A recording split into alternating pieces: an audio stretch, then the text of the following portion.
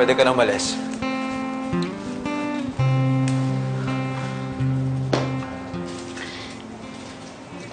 Salamat po para kay Sir Ethan.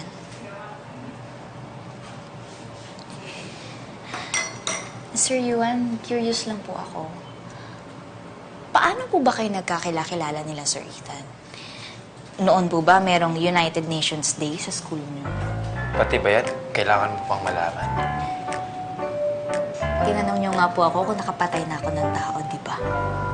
Di hamak naman pong mas simple lang pong tanong ko. Pero, ito naman kung hindi niyo lang po mamasamain. Wala rin naman pong kaso sa akin kung hindi niyo sasagutin. Sa London. Po? Naging classmates ko si Ethan at si Jai sa London. Doon kami nagkakilala. Si Sir Andoy po.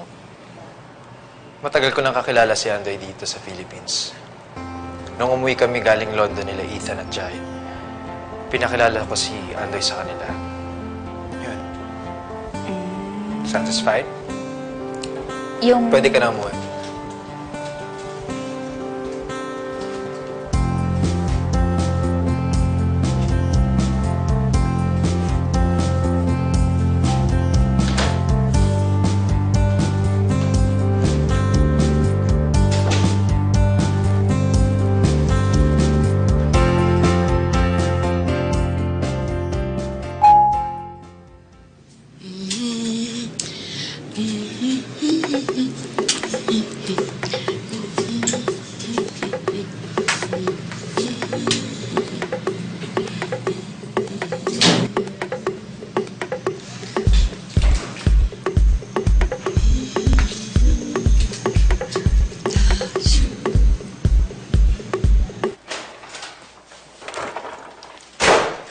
Jai, si Andoy.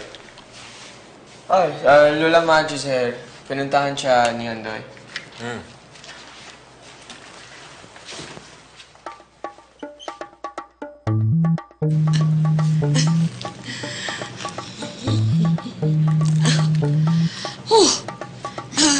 Iha, ngayon lang kitang nakita rito. Are you new here?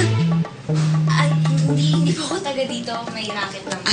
Okay. Dala lang po ng matinding pangangailangan. Oh. It's made with butter. They love this sunshine. Hindi ba? Parang... Oh my gosh! Hindi mo naman sinabi. It's just you on the corner. Si Lola. Bumaba sa pool. Nag-sightseeing. Sightseeing? Si Lola? Oo. Ano ka ba? Ginagawa pa niya yung 12 years old pa lang siya, no? What's new? Here, try this. These are different kinds of bread. Huh? Excuse me po.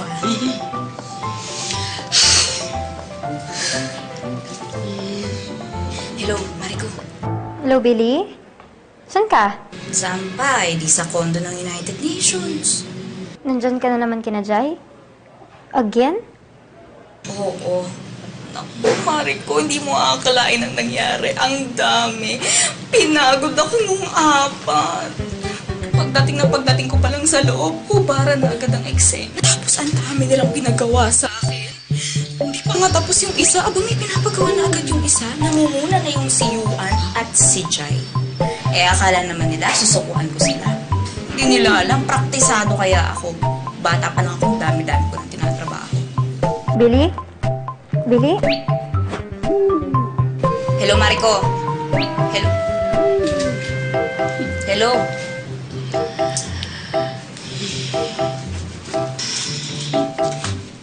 Ay.